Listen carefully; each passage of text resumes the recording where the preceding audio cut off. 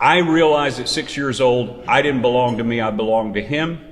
And anything I was going to do with my life was up to Him, not me. And so I started my journey saying, Lord, what do you want for me to do? It was toward the end of high school that I was sitting in a church meeting, because that's what Christians do. We go to church. And I remember I was listening to some guy who was teaching on the end times. It wasn't my home church. I'd been invited to come. And he was talking about the end of the world and all this stuff. He was throwing out all kinds of numbers and stuff like this. He had all of his factoids and stuff. And I'm listening, and then I kind of zoned out. Now, I know none of you have ever done that in church. I've been known to do it when I'm speaking. So it's just a matter of, I just kind of zoned out, and it just became background noise. And I'll never forget in that moment, another significant transition occurred.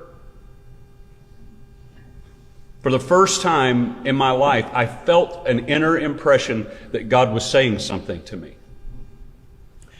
And at this time, I was contemplating. I'm a senior in high school, so I'm trying to decide what path am I going to take. And I had two options on the table. I was either going into law enforcement or broadcasting.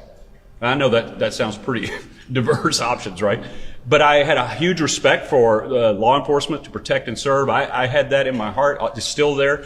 And I enjoyed broadcasting. I had been on some radio stations, done a little bit of work in that, dabbled with it. Someone told me I had a face for radio, so I thought maybe that was the path I should take.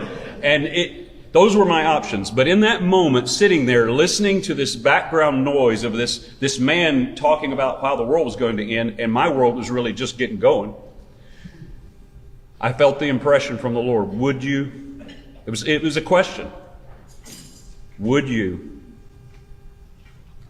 preach my word to my people? Would you lead and feed my people? And I remember in that moment saying yes. And it's kind of like in a movie where everything kind of pauses and slow motion is there. And it was kind of like that. I know that sounds really dramatic, but it's kind of like that. And then all of a sudden, when it was done and I had said yes, everything went whoop, and all the noise was back, and I could hear everybody talking. And I left that meeting in another transition because I didn't know what that meant.